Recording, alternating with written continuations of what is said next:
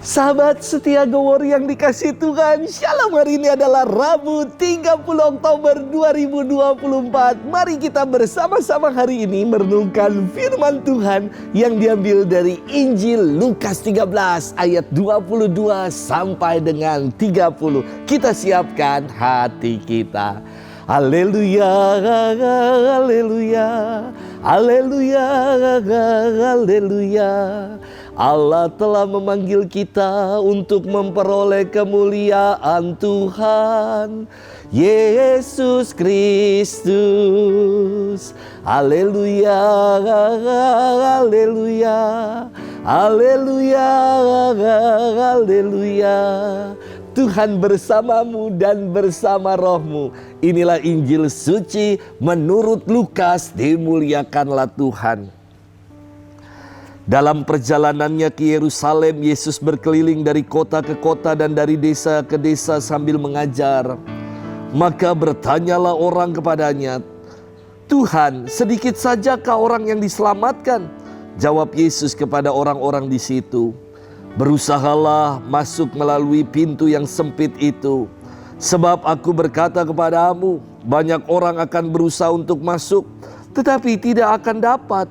Jika tuan rumah telah bangkit dan menutup pintu, kalian akan berdiri di luar dan mengetok-ngetok pintu sambil berkata, 'Tuan, bukakanlah pintu bagi kami.' Tetapi dia akan berkata, 'Aku tidak tahu dari mana kalian datang.'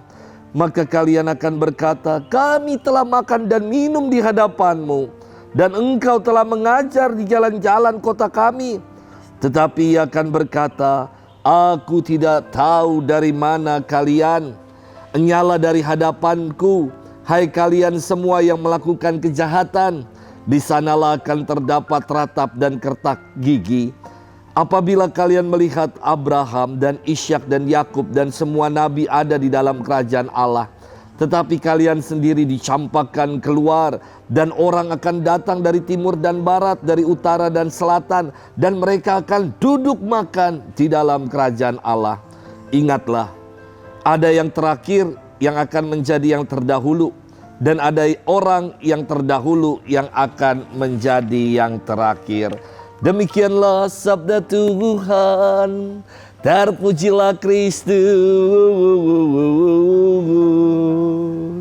Sahabat setia Gowor yang dikasih Tuhan, Shalom. Saya sungguh bangga menjadi orang Katolik. Mengapa begitu? Menurut pengelola Gelora Bung Karno, acara Misa Akbar bersama dengan Paus Fransiskus tanggal 5 kali lalu adalah acara yang paling tertib dan terbersih sepanjang perhelatan yang dilakukan di Gelora Bung Karno. Tertib karena semua mau antri dengan sabar, tidak saling dorong untuk dapat masuk ke GBK.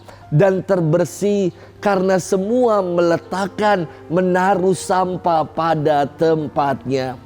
Mulai dari jam 7 pagi, antrian sudah ramai dan pintu baru dibuka jam 12-an. Tapi tidak ada yang protes. Semua sabar menanti dan menunggu pintu dibuka. Sungguh sangat membanggakan. Sahabat setia Gowor yang dikasih Tuhan, firman Tuhan hari ini mengajak kita untuk memperjuangkan keselamatan dengan berupaya masuk ke dalam pintu yang sempit. Mungkin kita bertanya, mengapa pintu keselamatan kok dibuat sempit? Saya kira agar yang masuk ke dalam keselamatan itu enggak sembarangan orang. Tetap teratur dan bisa diseleksi. Kalau pintunya besar dan lebar, tentu jadinya tidak teratur, bisa umpik-umpikan, saling dorong, dan sukar untuk diseleksi. Yesus berfirman, banyak orang akan berusaha masuk, tetapi tidak akan dapat. Firman ini dialamatkan Yesus kepada mereka yang degil, kepada mereka yang munafik dan menutup diri untuk percaya. Jangan hanya merasa diri sebagai orang atau bangsa pilihan, lantas hidup semau-maunya dan tidak mengupayakan nilai-nilai kerajaan Allah. Sahabat setia Gowor yang dikasih Tuhan, tadi yang menarik dalam firman hari ini dikatakan, Tuhan, kami makan dan minum di hadapan-Mu. Tetapi Tuhan itu ketika sudah menutup pintu mengatakan, minta maaf, kami tidak mengenal Engkau, Enyalah kalian hai pembuat kejahatan. Buat saya maknanya dahsyat dan istimewa. Tidak cukup hanya makan dan minum, atau tidak cukup hanya dengan merayakan Ekaristi kita diselamatkan. Yang terpenting adalah sesudah kita merayakan Ekaristi, apakah hidup kita sungguh telah berbuah dan mengamalkan apa yang Tuhan ajarkan dalam hidup kita. Tidak cukup dalam firman ini dengan mengatakan, kami mendengar ajaran-Mu loh. Yang terpenting adalah setelah kita mendengar, kita juga menjadi pelaksana sabda Tuhan, pelaksana firman Tuhan di tengah kehidupan. Yang terakhir akan menjadi terdahulu, dan yang terdahulu akan menjadi yang terakhir. Maknanya dalam sekali, bahwa Yesus mengingatkan bangsa Israel sebagai bangsa pilihan yang pertama menerima pewartaannya. Kalau mereka tidak mau bertobat dan tidak mau berjuang untuk menunaikan kehendak Tuhan, maka siap-siap yang pertama ini akan menjadi yang terakhir.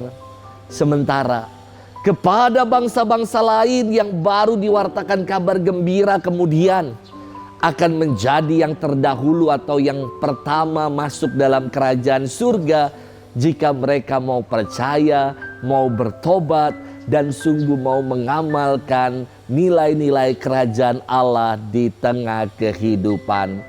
Inilah yang perlu kita perjuangkan. Memperjuangkan kualitas iman melalui sikap dan perbuatan nyata. Bukan hanya sekedar dengan kata-kata. Sudahkah kita buat itu? Inilah makna masuk melalui pintu sempit. Karena pintu yang besar gampang. Hanya tinggal bicara, ngomong aja tanpa melakukan apapun. Masuk melalui pintu sempit dan jarang orang yang mau melakukannya. Setelah mendengar firman, menunaikannya dalam kehidupan. Selamat bermenung. Tuhan memberkati kita selalu, Bapa dan Putra dan Roh Kudus. Amin.